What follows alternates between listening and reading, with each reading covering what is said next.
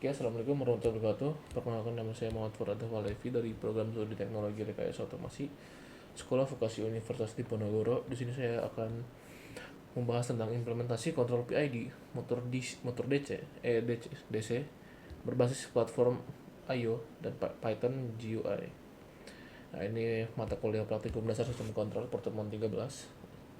Oke. Lanjut nih, ini pertama ekosistem pengembangan software nih. Pendekatan modern dalam embedded system itu adalah untuk memaksimalkan efisiensi coding dan manajemen library. Partikom ini meninggalkan Arduino IDE standar dan beralih ke VS Code dan platform I/O, framework profesional untuk memanajemen library berproject lokal atau intelligence canggih dan debugging berintegrasi. Lalu AI assisted editor atau kursor AI dan Windsurf, itu kita pakai kursor AI. Nanti kita menggunakan model AI atau agen cara tidak langsung untuk mempercepat penulisan boilerplate code, GUI dan algoritma serta melakukan refactoring otomatis. Lalu ada Python 3.10.12. Ini backend untuk antarmuka visual atau GUI dan memproseskan data serial tingkat lanjut, teman-teman. Lalu ini arsitektur hardware dan wiring, spesifikasi mikrokontroller dan wiring. Ini device utamanya kita menggunakan Arduino Mega 2560. Dipilih karena memiliki multiple hardware, serial dan kapasitas memori yang besar. Lalu ada aktuator.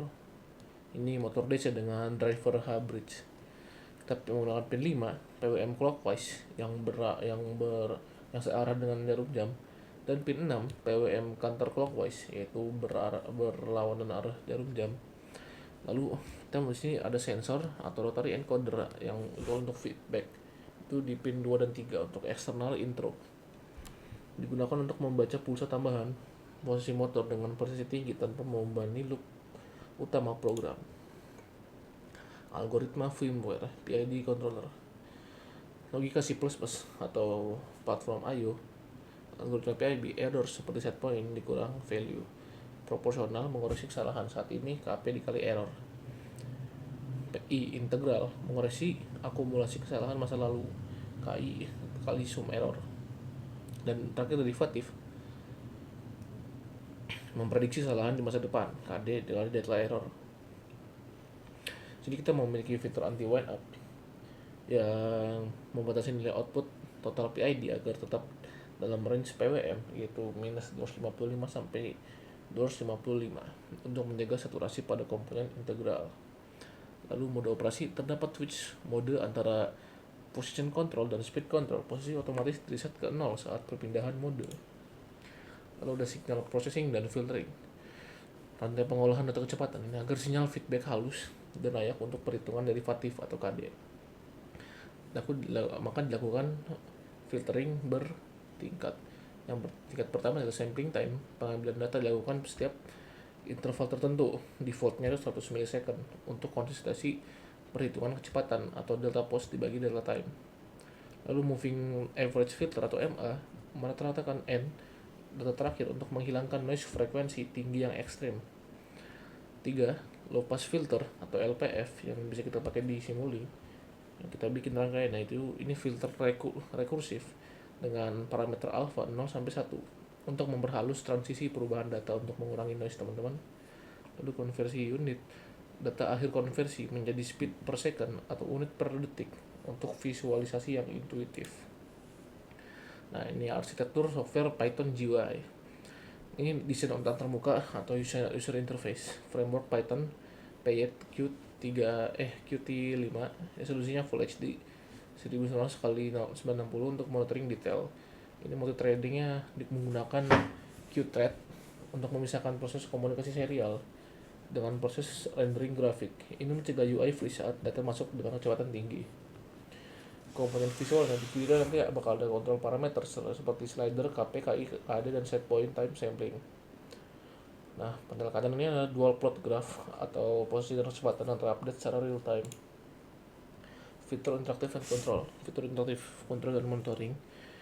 Satu serial correction manager, pilih port count dan tombol connect, disconnect atau refresh.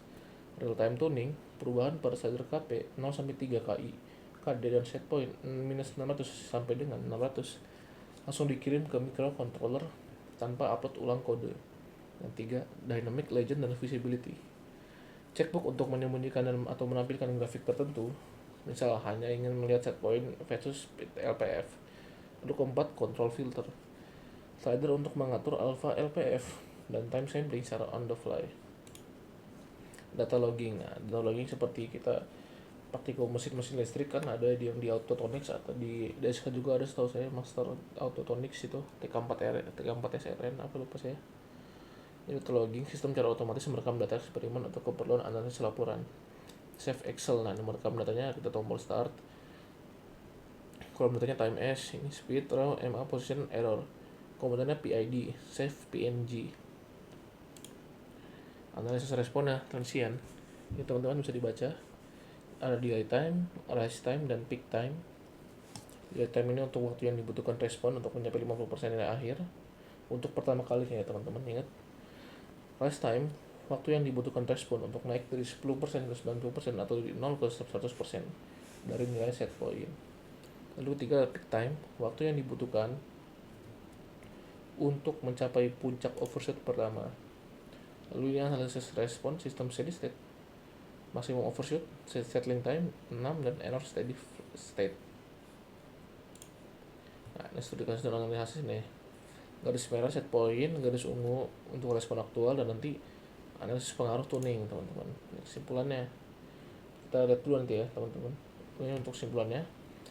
Integrasinya berhasil menyambungkan, kita berhasil untuk menggabungkan AI dengan itunya, motornya. Lalu peran AI sebagai tools itu menggunakan AI dan Windsurf, AI Cursor dan Windsurf mempercepat pengembangan fitur kompleks seperti parsing data serial dan algoritma filter. Kinerja sistem mampu melakukan tracking set point dengan baik. Filter MA dan LPF terbukti krusial dalam menghasilkan sinyal derivatif atau D yang lebih stabil. Jadi teman-teman, kita langsung aja untuk melihat Excelnya.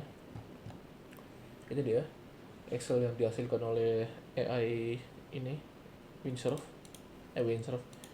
apa ya, AI Cursor. Memang sedikit acak-acakan. Untuk angkanya seperti ini teman-teman. Oke, sebentar.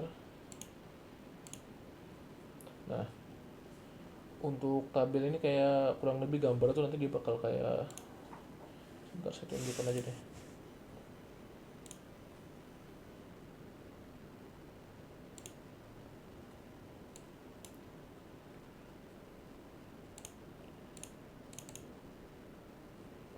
Nah, seperti ini teman-teman kurang lebih nanti kalau untuk penggambaran dari grafiknya sendiri. Nah, ini tuh kayak positive feedback loop kan, umpan balik positif, di mana upaya controller ini untuk memperbaiki error justru memperburuk keadaan. Hal ini bisa disebabkan oleh kabel motor yang terbalik atau pembacaan encoder yang salah teman-teman. Makanya ini tidak berfungsi dengan benar. Jadi kita pakai yang ini teman-teman, seperti ini. Ini untuk data yang lebih bagusnya lagi. Nah, ini lebih teratur. Nanti dia grafiknya akan bagus. Nah, oke teman-teman, jadi saya akan memberitahu gimana cara installnya. Pertama kita tuh download Python terlebih dahulu teman-teman. Kita cari di Google aja nih, seperti itu teman-teman. Nah, ini download Python. Nah, kita diambil ke website paling atas ini teman-teman. Nah, oke.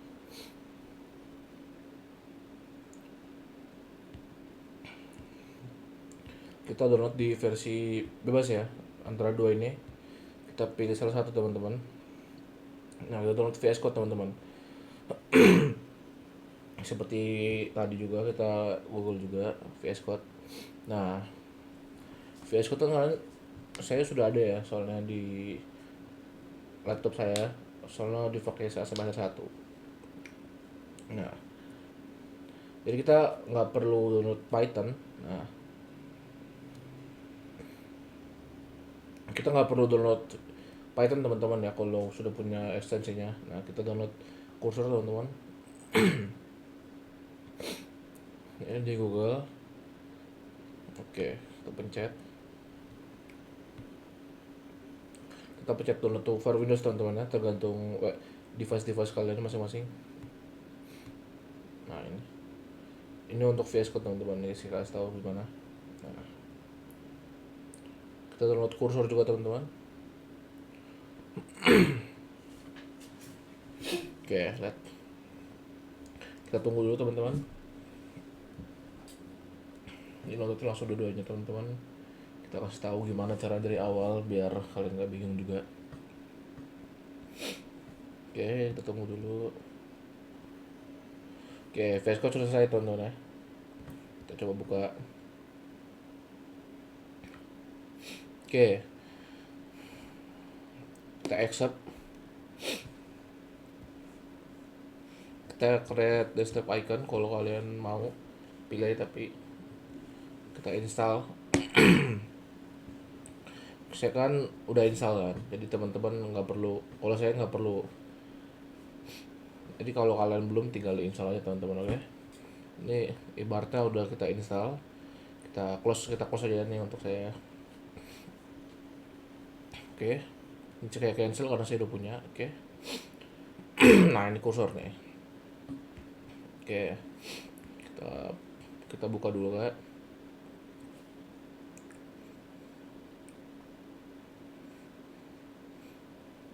Oke, nah ini bakal ada setup kursor teman-teman. Kita accept juga, kita next. Nah, kita create desktop icon juga teman-teman ya, jangan lupa. Nah, lalu kita install teman-teman. Tapi karena sudah punya jadi kita nggak usah. Kita cancel teman-teman. Oke. Nah untuk ngepromnya gimana teman-teman, ikutin saya tuh ya. Kita buka VS Code. Oke teman-teman, nah ini sudah buka VS Code. Oke, kita harus download ekstensi untuk Python teman-teman. Nah kita ketik extension, kita ketik Python. Tuh sebentar teman.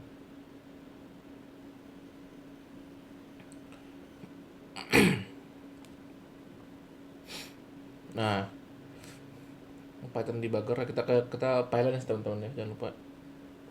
Kita install semuanya aja. Nah untuk installnya kalian bisa lihat nanti ada tombol install di tempat ada install itu.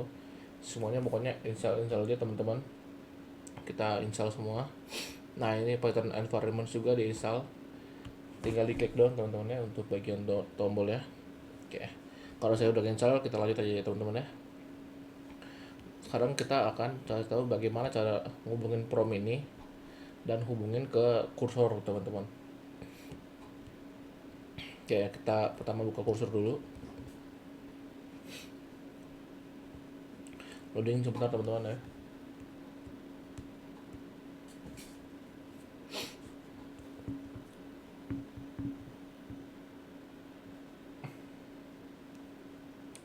Sebentar.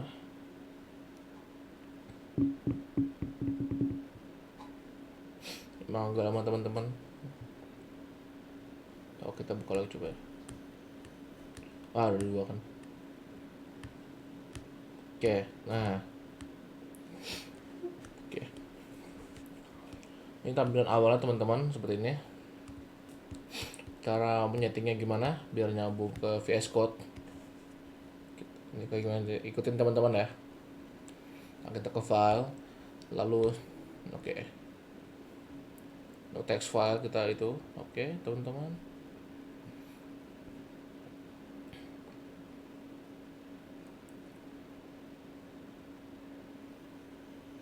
Tapi kita nggak usah no text file coba teman-teman. Kita open project aja. Jangan deh. Apa ya? Sebentar. Nah kita duplicate. Nah ini teman-teman.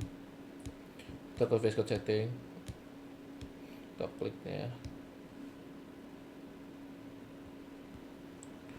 Oke, kita coba ke bagian ini text editor. Bentar teman-teman, mana ya? Lupa saya.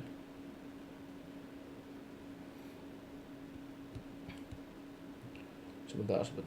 Mana itu ya?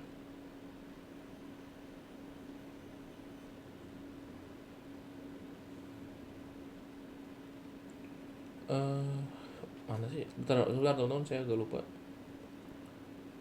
Ini workspace,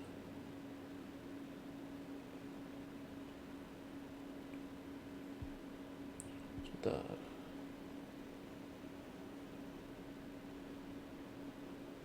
Bukan breadcrumbs.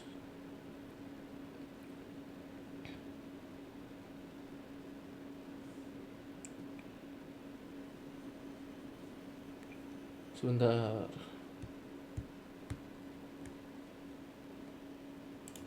Oke teman-teman, nah ini kita cari market.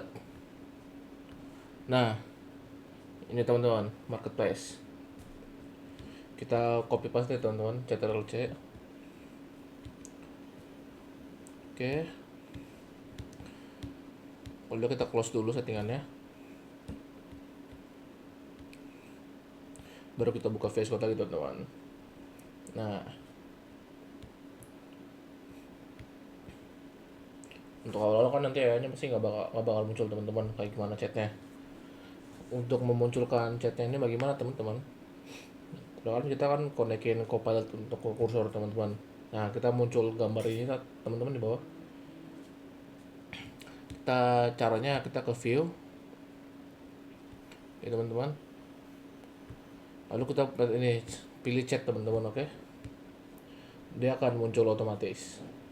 Nah, cara nge-prompt-nya gimana teman-teman? Kita akan copy paste dari yang modul dari PPT yang telah diberikan dari PPT yang saya akan kirim teman-teman jika mau. Kita tes aja coba halo nih ya. Oke. Nah, dia akan menjawab teman-teman seperti chat GPT, seperti AI pada umumnya. Nah, kita milihnya bakal beda. Nah, ada agent, ask, edit, dan plan. Kita tergantung bebas mau milih apa. Kita makanya agent. Nah, ini ada banyak AI. AI-nya ada mau yang mana bebas sesuai preferensi masing-masing teman-teman ya untuk AI-nya. Nah, untuk itu teman-teman, untuk cara ngepromnya mungkin kita akan lanjut aja untuk bagaimana cara promnya teman-teman. Oke, kita lanjut ya. Oke teman-teman, ini cara tutorial untuk ngepromnya. Jadi kita buka dulu foldernya sebentar teman.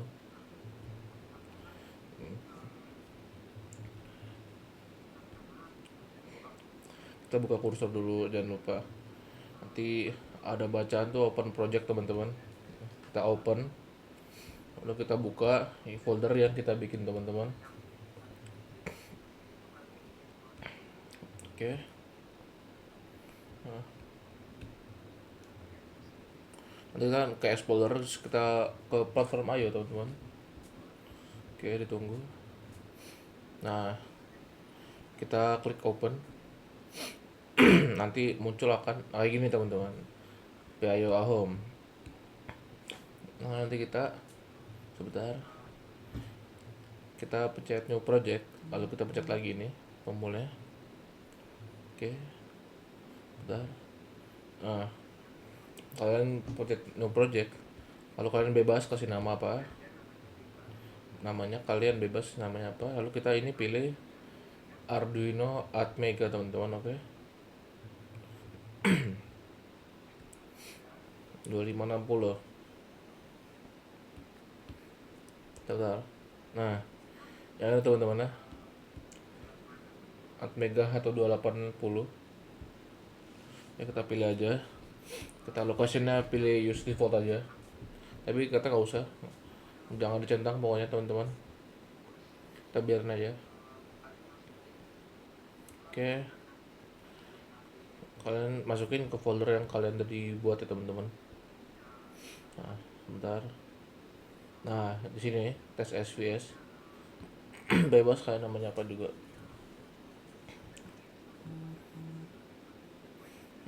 Kalian masukin sesuai dengan folder yang tadi dibuat ya. Kita lihat finish setelah selesai. Habis itu nanti kita akan muncul tampilan seperti ini teman-teman. Ini platform ayo.ini. Oke. Nanti Atmeganya kan masih 1280. Nanti kalian ubah menjadi Mega at Mega 2560, kita ubah aja dengan prom. Nah, ini teman-teman promnya. Kalian copy aja, nanti di PPT juga ada soalnya dari dosennya saya. Nanti bakal diproses dari PIO-nya ini. Nah, nanti bakal ada kayak gitu. Nah, nanti ada warna merah dan hijau juga teman-teman nih. Kayak gini. Pokoknya kalau merah ini programnya akan diganti dengan yang warna hijau teman-teman. Nah, kalian pencet biar bisa kalian tahu salahnya di mana. Nah, seperti ini teman-teman. Oke, terus itu bentar. Kemudian ini semua juga disemuain. Nah, kita ke platform lagi teman-teman. Bentar. Lalu kita build. Oke. Nah, sukses teman-teman. Kita hapus dulu sebentar. Oke. Udah sukses teman-teman. Nah, kita buka ini main.ccp teman-teman, dibuka di src. Kalau kita build juga. Bentar. Nah, udah sukses teman-teman. Lalu kita upload teman-teman. Nah, bentar loading. Oke, sudah selesai. Lalu kita ke PCPID GUI.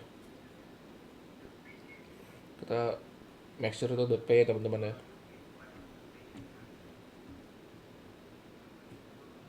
Oke, sebentar. Kalian kita run under debug. Oke. Kita run Python file. Nah, sebenarnya teman-teman untuk tampilan grafik-grafiknya. Lalu kita connect teman-teman, jangan lupa pilih portnya masing-masing. Nah, set point kita atur asal coba ya untuk mencoba. Bentar. Oke, lihat. Nah, oke. Oke teman-teman, tadi kan sudah kan bagaimana grafiknya, cara ngeprom dan juga cara menyambungkannya dari VS Code ke kursor. Teman-teman, sekarang saya akan menjelaskan grafik ini, akan menjelaskan tentang ini, itu fitur-fiturnya. Ini pertama adalah port tentunya. Portnya kalian harus atur sesuai dengan port mana yang kalian hubungkan dengan motor PID, dengan motor DC-nya teman-teman. Jadi kalian harus perhatikan, dan juga kalau ingin mengeceknya kalian bisa menggunakan device manager. Nah, nanti dia akan ada port. Soalnya nanti kalian bisa lihat port mana yang terkonek oleh ini. Kalau saya biasanya COM9. Nah, ini kita atur asal tadi kan untuk grafiknya. Oke, seperti itu. Lalu ini ada low pass filter yang tadi disimulin, dan ada moving average. Nah teman-teman, kita kan tadi nggak, kalau low pass filter kita harus buat rangkaiannya disimulin. Kalau ini kan menggunakan AI, jadi tidak perlu, hanya menggunakan prom. Nah, lalu ini untuk grafiknya kalian bisa save di Excel atau CSV dan save PNG untuk grafik teman-teman. Oke, kita lanjut ke grafik-grafik selanjutnya. Nah teman-teman, ini sudah dikonekin untuk ini saat praktikum. Oke, bisa kita lihat. Kita start. Nah, ini motornya akan berputar teman-teman ketika sudah kita start. Oke.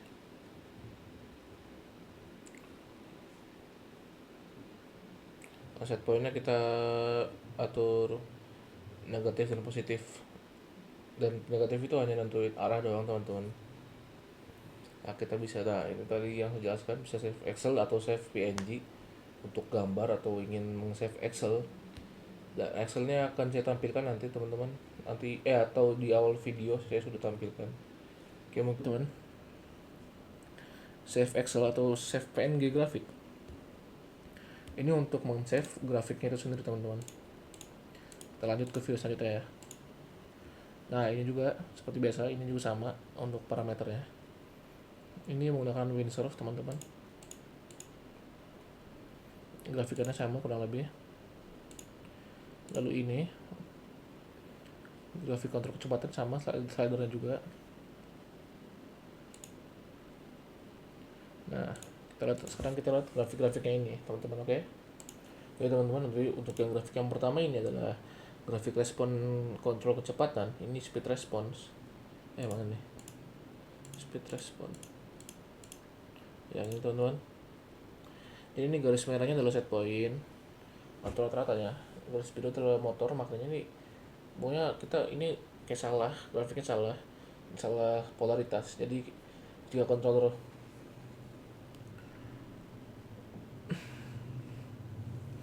menyuruh maju tapi motor malah mundur, ini bisa terjadi gara-gara kayaknya kabel motor dari plus dan minusnya itu terpasang kebalik di drivernya teman-teman. Oke, lalu ini position control, ini garis posisi ungu nilainya terjun nih, yang ungu ini hilang, ini terjun soalnya ke angka negatif ke minus 3800. Ini garis target harusnya posisi naik menuju target perlahan. Makanya sistem ini disebut kondisi runaway atau misalnya sistem lari, karena motor berputar terbalik dan nilai posisi encoder terus berkurang atau makin negatif. Lalu yang ini grafik kontrol kecepatan, grafik sinyal kontrol. Nah, garis sebelah.